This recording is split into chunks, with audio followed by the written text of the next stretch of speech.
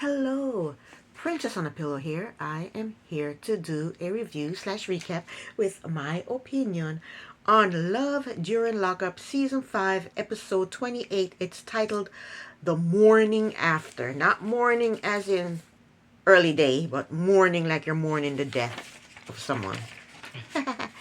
All right, first couple is Ayana and Jamal. So we pick up where we left off. Ayana is crying. She cries every single episode.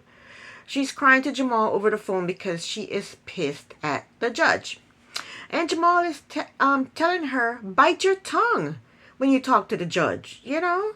And she's crying, talking about, it's not fair. Anyway, next, her friend Lexi comes over to drive her to go see Jamal at the prison. And now she's pissed for another reason. She's always pissed. She is an hour late to visit with Jamal. So her, the kids, and Lexi's her friend that's driving her, are in the car driving. And she's bitching to Lexi about what the judge said. Lexi told her that she set the tone. So to me, that means if you act ratchet, then be prepared for what comes back to you. You know, she set the tone of how it was going to go. If she had said, yes, ma'am. Okay, ma'am. Thank you, ma'am. Ma'am, I'm sorry, I'm feeding my baby. If she had just had showed some type of respect, you know? Damn. So her and Lexi, they dropped the kids off at another friend's house. And Lexi told us that this is how Ayana has always been. And she told us that Ayana is going to get herself in trouble again. And we can see that coming. We can see it coming because she's reckless. She's reckless with her mouth, with her action. She's just reckless. She really needs some help. She really needs some serious help. Anyway, Ayana told Alexi that she has to turn herself in the next day at 11 o'clock. And she'll be locked up for 15 days. But she seems fine with it. She's putting on her lip gloss. She goes from sad to happy quick. She's putting on her lip gloss and she's talking about how she wants Jamal to suck on her lips and just talking dirty. Then Jamal called her and she told him that she would arrive at the jail in about 45 minutes because he's wondering, where the hell are you? I'm supposed to be here two hours ago. He told her that he can't wait to see her. So when she gets to the jail, she's about 2 hours late. And she told us that nobody is going to prevent her from seeing her man. And dear Lord, please let her get to see her man because we don't need her getting herself into any more trouble. Amen. Next we see Ayana driving in the car with Lexi. They're leaving the prison. And Jamal is on the phone. And he's saying that they only got to see each other. They got to see each other less than they do on video chat. That's because she was late. She was 2 hours late to go see him. So her time was cut short. And then Ayana is bawling. She's just bawling. She's crying. Every minute she's crying. And poor Lexi had to pull the car over. She gets out of the car and she's talking to Jamal on the phone. And he has to calm her down. He has to talk to her and calm her down. He has to be the voice of reason.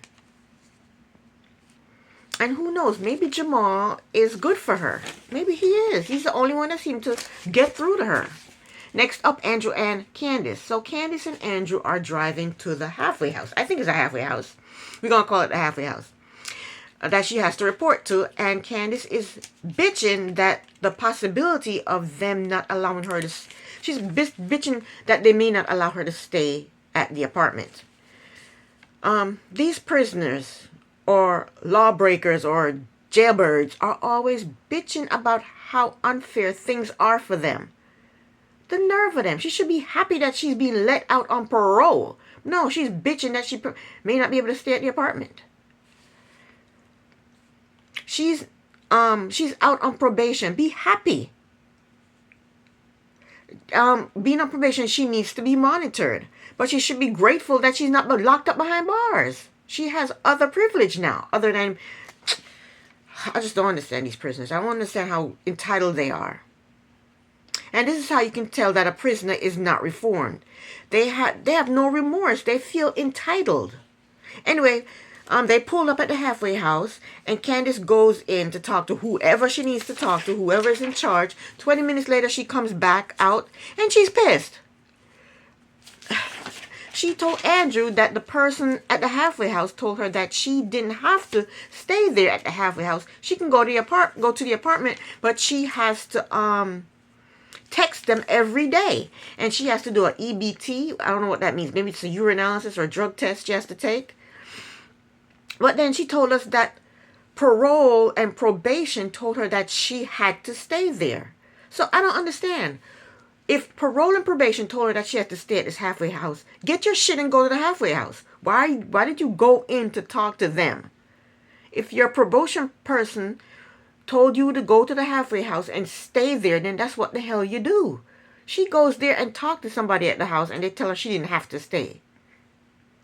See, I don't understand. I don't understand the process. It makes no sense to me. And I don't trust Candace. I do not trust her. How do we know what they said in there? Maybe she's lying. I don't know.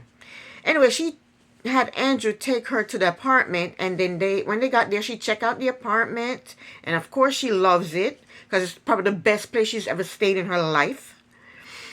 And she told Andrew that she wanted fried chicken, and of course he ordered her some fried chicken. And then she jumps in the bed in her prison outfit and rolls around in the nice new bedding with her prison outfit on. Oh, yuck. Then she finally went to take a shower, and then they sat down to eat the chicken, and that chicken looked good.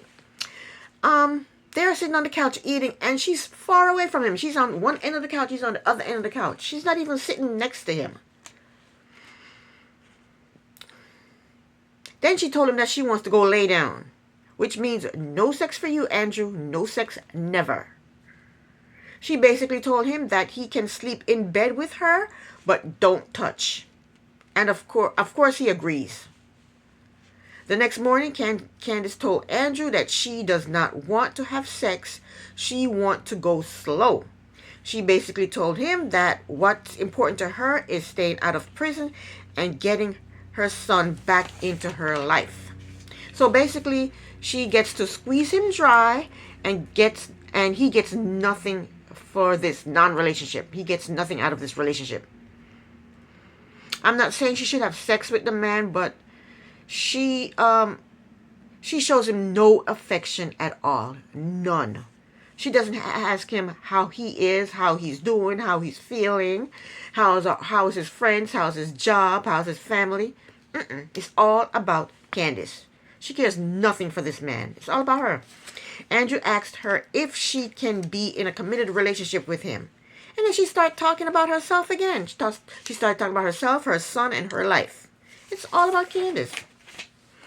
Andrew offered to get a lawyer to help her to get her son back. Andrew is one sorry sucker.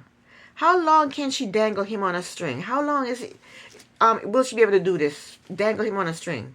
She told us that Andrew leaves in 6 days, and she can't wait for him to leave because she doesn't want to have to deal with him. That's what she said. Next up, Joey and Michael. Joey told us that his mother had a stroke. We then see a clip of Michael in prison. Michael said that since Joey's mother had the stroke, Joey has been backing out on him and not being contactable. Michael said that Joey thinks that his whole world is falling apart, and he's worried that Joey is isolating him. Next, Joey went to visit a friend named Nancy. He told Nancy about his mother's health issues and his concerns that he has to take care of his parents, and he also has to be attentive to Michael because Michael is getting out of prison soon. Nancy is worried that about Joey's relationship with Michael. She thinks that Michael will lead Joey down the wrong path again. Joey told Nancy that he does not want to wait for Michael for another year. And I hope Joey dumps Michael. I really do. Michael lives a reckless life. Joey said he is going to have he's going to hang on for 4 more months when Michael goes to the parole board and see what happens. We then see another clip of Michael. He told us that he's in prison for both old and new charges, and he may have to stay in jail for 1 more year or 6 more years. And he doesn't know if Joey will wait for him. I hope Michael gets 6 more years because he's not reformed. So I hope he gets 6 more years. And I hope Joey dumps him and moves on with his life. Next up, Shantae and True. Shantae and her niece are going to meet. Well, Shantae is going to meet True's mother and sister, and she's taking her niece with her. She told us that True's mother gets on her if she is late sending True money. Wow. Shantae is a pushover. Why would she allow True's mother to treat her that way? Is the mother sending him money? Why does it concern her if Shantae sends True money and how much she sends True and when she sends True the money? What does that have to do with her? Shantae is a wimp. She's a wimp. She's taking her niece with her as backup. Why do you need backup? Why are you going to go see the mother in the first place? Me? I don't deal with people who treat me badly. I distance myself from them quick, fast, and in a hurry. I don't deal with people who treat me badly. I don't. My life is too short. Life is too short for you to have to deal with assholes. I don't deal with people who treat me badly. No. Shantae then told us that True and his mother didn't have a relationship until 6 months ago. Shantae told us that True's mother was a character witness against True, and she told other people to testify against him. His mother also thinks that True will get out of prison and end up doing the exact same thing he did before, robbing and stealing. So we see a clip of True. True said he is trying to show his mother that he has changed, and he said he forgives his mother and sister for testifying against him. He said he forgives his mother and sister for testifying against him, and in the same breath, he said they contributed to giving half his life away. Why criminals cannot take responsibility for their crimes, I don't know. They didn't contribute to your life being taken away. You contributed to your life being taken away. If you are out here robbing and stealing, you wouldn't have been in that position to get sentenced to go to jail. You are the one that... They always blame somebody else. These criminals always blame somebody else for the things that they do, for the wrongs that they do. So while she's driving on her way to meet his mother, True called. He asked her if she's excited to meet her mother-in-law and sister-in-law. Shantae told him that she is not excited to meet his sister because both her and the sister are firecrackers. Shantae, you are not a firecracker, girlfriend. You are a wimp and a doormat. So Shantae sat down with the mother, and off rip, the mother is rude. The mother did not acknowledge her. The mother just sat there on the phone and did not get up and greet her, shake her hand, say, hi, how are you? The mother just sat there. And Shantae said, hi, and she goes, fine. She goes, hi. The mother was very rude. I found that to be very rude. She doesn't even look up at her to greet her. So the mother's on the phone with True, and True asked the mother if she is going to interrogate Shantae, and the mother laughed and said a little bit, and I didn't find that funny. I guess they were joking around, but I don't find that funny. Shantae is nothing but a damn doormat. And Shantae's sitting there listening to the whole thing, and she don't say anything. And then True said he wants to hear his mother interrogate Shantae, and